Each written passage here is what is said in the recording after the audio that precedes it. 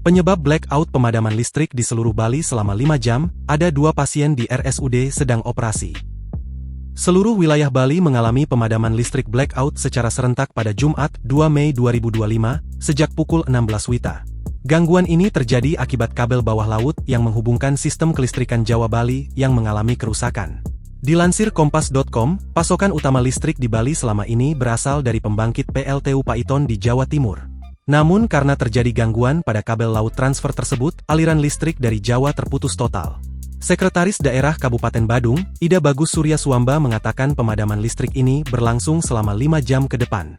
Ini kabel laut lepas, sekarang PLN lagi bertahap mau menghidupkan sistem dipasok dari Pesanggaran dan beberapa pembangkit listrik yang ada di Bali. Kemungkinan paling lama sampai ada 5 jam matinya, kata dia.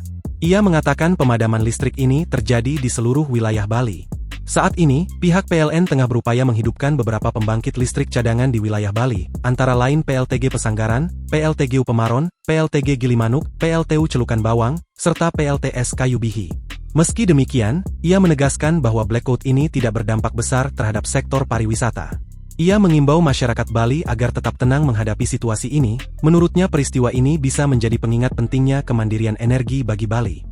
Sementara itu, 2 pasien di RSUD Buleleng, Bali, sedang menjalani operasi saat listrik di seluruh Bali padam pada Jumat, 2 Mei 2025, sore. Beruntung jalannya operasi itu tidak terganggu karena seluruh alat di RSUD Buleleng telah terhubung pada uninterruptible power supply. Direktur RSUD Buleleng, Dr. Putu Arya Nugraha menyampaikan 2 orang pasien yang sedang menjalani operasi saat mati listrik itu adalah pasien operasi bedah plastik dan ortopedi.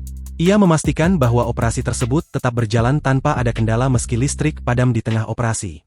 Alat-alat medis yang kita gunakan terhubung dengan UPS, kemudian sistemnya dalam 15 detik genset hidup otomatis sehingga operasi yang sedang berjalan bisa tetap dilanjutkan, jelasnya.